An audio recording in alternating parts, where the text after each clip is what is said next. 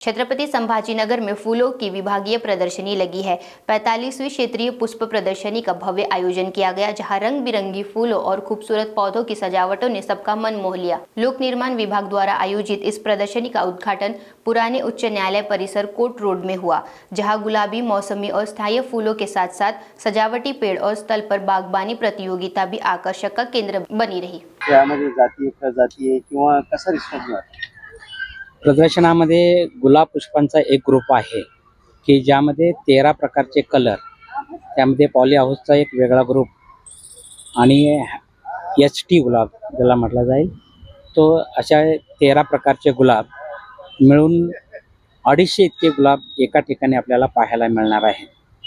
तसेच मोसमी फुले, बहुवार्षिक फुले, सक्युलंट, कॅक्टस, झुलती परडी आणि लँडस्केप ऑन दी स्पॉट अशा विविध जातीच्या शोभिवंत झाडांचा ग्रुप सुद्धा आपल्याला इथं पाहता येणार आहे, की जी सर्व आपल्याला घराभोवती आणि घरामध्ये वाढवता येतील। हे पुष्प प्रदर्शन आयोजित करण्याचा एकच हेतू आहे की पर्यावरणाचा समतोल राखण्याच्या दृष्टीने ज्यांना ज्यांना शक्य आहे त्यांनी आपल्या घराभोवती आणि घरामध्ये झाडे लावावीत आणि ती सर्व प्रकारची झाडे या ठिकाणी आपल्याला पाहायला मिळतील। शनिवार आणि रविवार या 2 दिवसासाठी सर्वांना पाहण्यासाठी प्रदर्शन खुले आहे। आयोजक म्हणून मी सर्वांना आवाहन करत आहे की या प्रदर्शनाचा आपण जास्तीत जास्त लाभ घ्यावा। म्हणजे तो योगायोग म्हणावं की काय, पेपरला एक खूप छोटीशी बातमी काल वाचण्यात आली आणि मथळा म्हणजे ते, आणि मी डोळा खालून माझ्या ते गेलं आणि मग मी लगेच इकडे भेट द्यायला आले।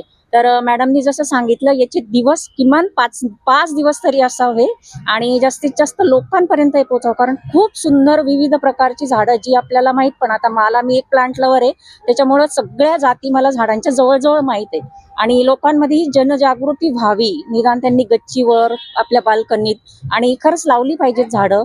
ऑक्सिजन प्रोव्हायडर प्लांट्स असतात, स्नेक प्लांट्स वगैरे, ते पण लावले पाहिजेत। आणि याच्याविषयी थोडं पेपर न्यूजला सांगेल की मी थोडंसं हे जास्त अजून प्रकाश झोतात आलं पाहिजे आणि खूपच सुंदर आहे, प्रत्येकाने अवश्य भेट द्यावी।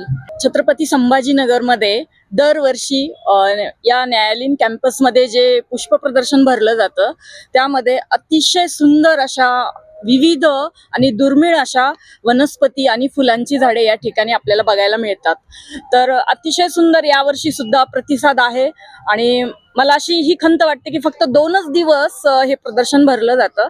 जर हे दिवस वाढवले तर अनेक लोकांना त्याचा सहभाग म्हणजे त्याचा उपयोग घेता येईल किंवा त्याचा आनंद घेता येईल।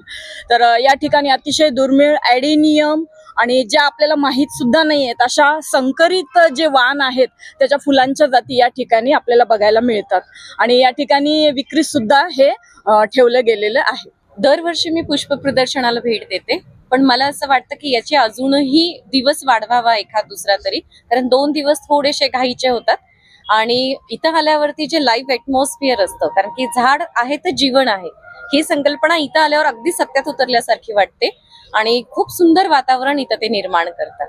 थँक्यू।